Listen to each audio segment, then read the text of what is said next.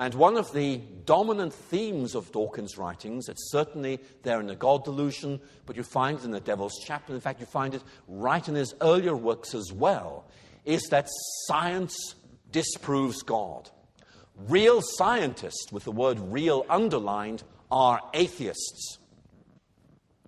Now this view, I have to say, has prompted amusement amongst scientists back in England who argue that there is no evidence for this at all. That in fact, the situation is much more complex than this. But because it's such a core assumption underlying Dawkins' approach, we need to look at it in more detail.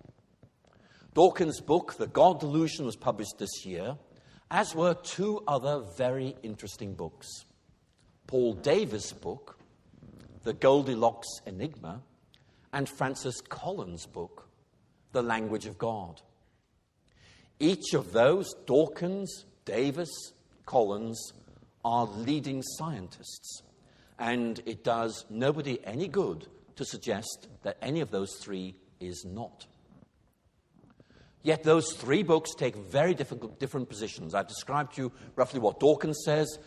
Paul Davies says that, in effect, the anthropic effects he observes, this so-called fine-tuning, suggests to him there's some kind of intelligence there within the universe, but he doesn't want to call it the Christian God or anything like that. He wants to be nuanced about what this is.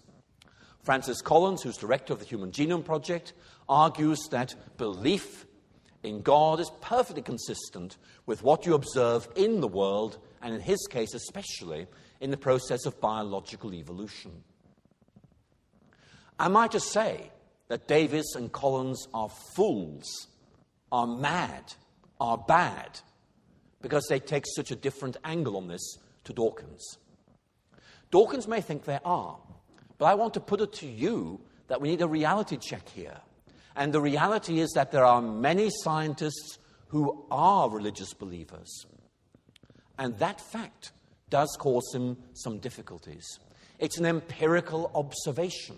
Back in Oxford, I know so many scientists who are Christians and so many who are atheists who will simply say, well, of course, it's perfectly possible to be a scientist and a Christian, even though we personally are atheists.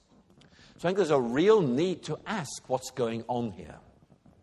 Now, Dawkins has a rather interesting line of argument, which I don't think is entirely to his credit.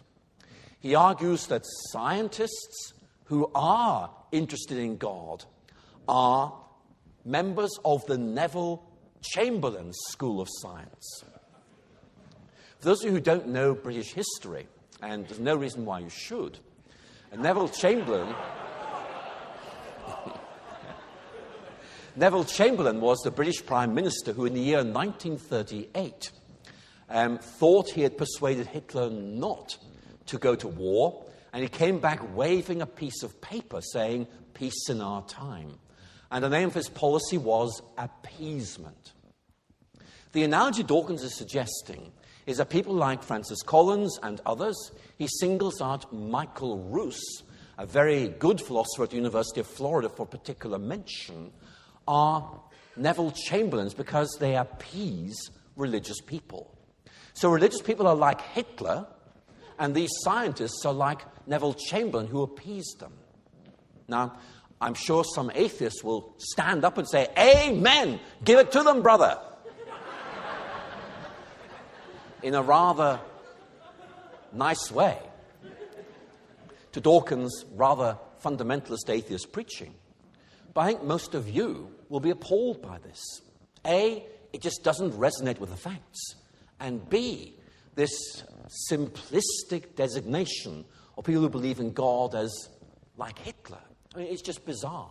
I think some very serious questions do need to be asked about that. But anyway, let's look at the arguments and just set these prejudicial things to one side. Science disproves God. Well, let's look immediately at a counter-proposal. Let's look at Stephen Jay Gould's proposals, which he sets out in many places, but especially in a paper of 1992. And basically what Gould is doing is engaging with this argument that in some way science, and above all Darwinian evolution, is atheistic. And he argues like this. to say it for the umpteenth millionth time. There is no way that science, by its legitimate methods, can judge whether there is a God or God's involvement in the natural world. We don't say it's right, we don't say it's wrong, we simply say we cannot comment on it as scientists. It lies beyond the scientific method. I think that's right. Dawkins does not. Dawkins says in the God Delusion, I cannot believe that Gould meant what he said. But I think Gould did. I think he knew exactly what he meant, and that he's actually right about this.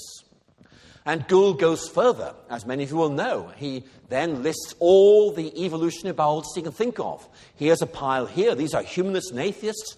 Here's a pile here. They believe in God. My goodness, they're about the same size. And Gould then says, either half my colleagues are absolutely stupid, or else evolution is compatible with conventional religious belief and equally compatible with atheism. The point he's making, I think, is known to any philosopher of science, namely that the natural order imposes upon you no ideology at all. You can interpret nature in a Christian way. You can interpret nature in an atheist way, but nature itself does not impose either of those upon you.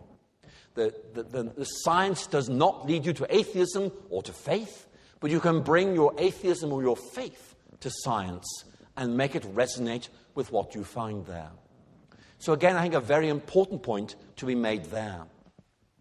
And a third point I think does need also to be made, and it's this. Are there limits to science? Now, you heard what Gould was saying. He was in effect saying there seems to be the legitimate application of scientific method, and then there is, by implication, the illegitimate application where you push it too far. So the question is, are there limits to what science can tell us? Dawkins says there are limits, but it's only because at this moment in time, we can't answer certain questions. With a passage of time, science will explain everything, and therefore it is omnicompetent. That's a very interesting line of argument. But there are alternatives. I've mentioned Stephen Jay Gould. Other prominent British scientists say something very different. Let's look at Sir Peter Medawar, who won the Nobel Prize for Medicine for his work on the human immune system.